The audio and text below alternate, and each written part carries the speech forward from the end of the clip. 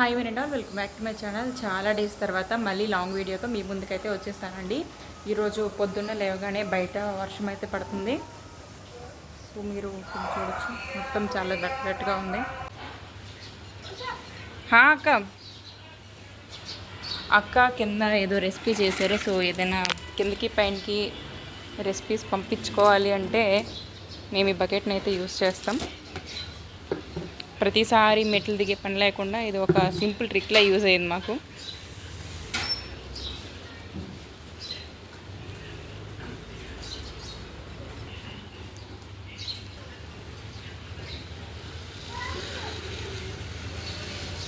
Okay,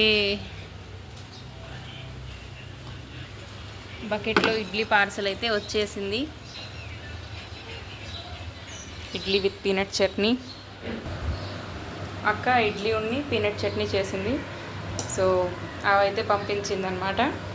వర్షం పడుతున్న టైంలో మా చుట్టుపక్కల చూడడానికి చాలా బాగుంటుంది. ఇంకా రీసెంట్గా ఈ షెడ్ అయితే వేస్తారు, కానీ ఇది వేయకముందు అయితే మొత్తం బగీచా మొత్తం క్లియర్గా కనిపించేది. ఇప్పుడు అంత క్లియర్గా కనిపించట్లేదు.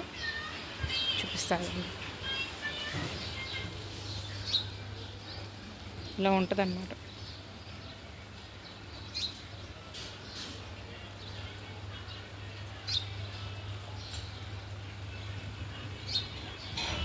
ఇంకా మా హస్బెండ్కి అయితే డ్యూటీకి టైం అయిపోయింది. ఇంకా ఆయన అయితే వెళ్ళిపోతున్నారు. ఇక్కడ గేట్ కనిపిస్తుంది కదా, ఆ గేట్ దగ్గర అయితే వెయిట్ చేస్తారు. ఆయన పికప్ కోసం కార్ వస్తుంది. సో ఇక్కడి వరకే అనమాట, మన ఇంటి ముందుకే వస్తుంది, ఇబ్బంది లేదు. వర్షం పడినా సరే ఇంకా తడవకుండా వెళ్ళిపోతారు. యూట్యూబ్ కొత్త క్రియేటర్స్ అందరికీ ఒక పెద్ద షాక్ అయితే ఇచ్చింది రీసెంట్గా. ఇప్పుడు మనం మానిటైజేషన్ అవ్వాలి అంటే ఖచ్చితంగా 4000 వాచ్ అవర్స్ కానీ లేకపోతే 10 మిలియన్ వ్యూస్ కానీ అవ్వాలి. కానీ ఇప్పుడు మాత్రం అంటే నెక్స్ట్ ఇయర్ February 1 నుంచి అంట. ఇప్పుడు ఎవరెవరికైతే మానిటైజేషన్ అవ్వలేదో వాళ్ళందరికీ కూడా 8000 watch hours plus 20 million views అయితే రావాలి అని చెప్పింది. సో నేను యూట్యూబ్ స్టార్ట్ చేసి సెప్టెంబర్ వస్తే 2 ఇయర్స్ అయిపోతుంది. నాకు మంచిగా యూట్యూబ్లో రీచ్ వచ్చిన టైంలో నేనైతే రెస్పాండ్ అవ్వలేదన్నమాట. అప్పుడు మళ్ళీ వ్యూస్ అన్నీ మళ్ళీ బ్యాక్కి వెళ్ళిపోయి మళ్ళీ ఇప్పుడు నేను ఎంత ట్రై చేస్తున్నా సరే నా షార్ట్ వీడియోస్కి కానీ లాంగ్ వీడియోస్కి కానీ అస్సలు వ్యూస్ అండ్ వాచ్ అవర్స్ అయితే పెరగట్లేదు. సో ఇప్పుడు నాకు అది ఒక పెద్ద టాస్క్లా అయ్యింది. సో అందుకనే ఇంకా నేను లాంగ్ వీడియోస్ పైన కూడా కొంచెం ఫోకస్ చేస్తున్నాను.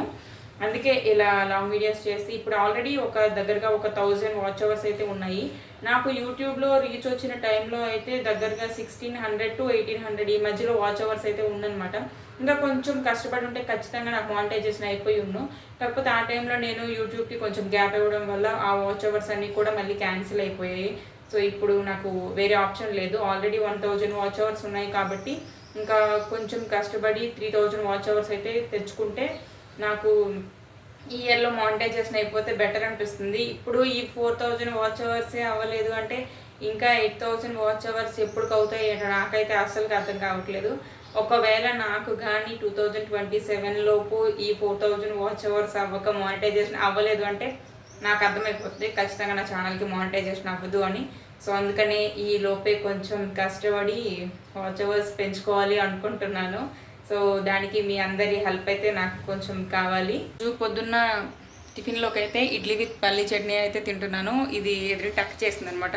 సో అక్క అయితే ఇచ్చారు, అదైతే ఈరోజు టిఫిన్లోకి అయితే తినేస్తున్నాను. ఈరోజు మా హస్బెండ్ లంచ్ బాక్స్లోకి అయితే క్యాబేజ్ రైస్ అయితే చేశాను. రింగ్ లైట్ ఏమీ యూస్ చేయకుండానే న్యాచురల్ లైట్ అయితే వచ్చింది. చిన్న వీడియో స్టాండ్ పెట్టి అయితే ఈ వీడియో షూట్ చేస్తున్నాను.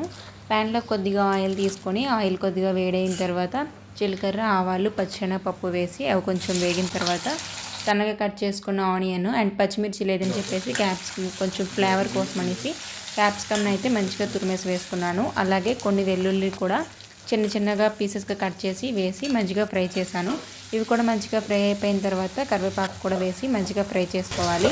ఇప్పుడు ఇందులో సన్నగా చాప్ చేసిన టమాటోస్ అయితే వేసాను. టమాటోస్ వేసిన తర్వాత 1 నిమిషం అలా కలిపి ఇందులో పసుపు, ఉప్పు, కారం వేసి ఒక 2-3 నిమిషాలు అయితే వేయించాను. టమాటా ముక్కలు కొద్దిగా మెత్తబడిన తర్వాత ముందుగా చాప్ చేసి వాష్ చేసి పెట్టుకున్న క్యాబేజ్ని అయితే వేసుకున్నాను.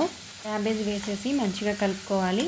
ఒక 2-3 మినిట్స్ హై ఫ్లేమ్లో టాస్ చేసిన తర్వాత మూత పెట్టి క్యాబేజ్ మెత్తగా అయ్యేంత వరకు ఉడికించుకోవాలి. ఇది మెత్తగా అయిన తర్వాత ఇందులో కొద్దిగా ధనియాల పొడి, అలాగే గరం మసాలా కూడా వేసి మంచిగా కలుపుకోవాలి. లంచ్ బాక్స్లోకి ఎప్పుడు రొటీన్ ఫుడే కాకుండా ఇలా కొన్ని వెరైటీస్ ట్రై చేసి పెట్టండి, చాలా బాగుంటాయి. మనం ఆల్రెడీ కుక్ చేసిన రైస్ని చల్లారబెట్టుకోవాలి. ఆ రైస్ని అయితే ఇందులో వేసి మంచిగా టాస్ చేసుకోవాలి. నేను ఆ వీడియో క్లిప్ తీసేటప్పుడు మొబైల్ స్టాండ్ కొంచెం షేక్ అయిందనమాట. సో దానివల్ల వీడియో ఆఫ్ చేశాను. ఆ వీడియో క్లిప్ అయితే మిస్ అయింది. లాస్ట్లో మీ దగ్గర ఉంటే కొత్తిమీరతో గార్లిష్ చేసుకోండి. నా దగ్గర కొత్తిమీర లేదని నేను వేయలేదు. రైస్ రెడీ అయ్యాక ప్లేట్లో సర్వ్ చేసి కొంచెం కర్డ్ అండ్ పికిల్తో ఎంజాయ్ చేసుకోవచ్చు. సింపుల్ ఇంగ్రీడియంట్స్తో చేసిన ఈ క్యాబేజ్ రైస్ అయితే చాలా టేస్టీగా వచ్చింది. మీకు ఇంట్లో బిజీ డేస్గా ఉన్న క్విక్గా లంచ్ అయిపోవాలి అనుకుంటే ఈ రెసిపీని డెఫినెట్గా ట్రై చేయండి. ఇలాంటి మరిన్ని డైలీ రొటీన్స్ అండ్ మంచి కుకింగ్ వీడియోస్ కోసం మన ఛానల్ని అయితే సబ్స్క్రైబ్ చేసుకోండి. ఈ వ్లాగ్ నచ్చినట్టయితే లైక్ చేయండి, మీ ఫ్రెండ్స్ అండ్ ఫ్యామిలీ మెంబర్స్కి షేర్ చేయండి. Thank you for watching. Bye bye.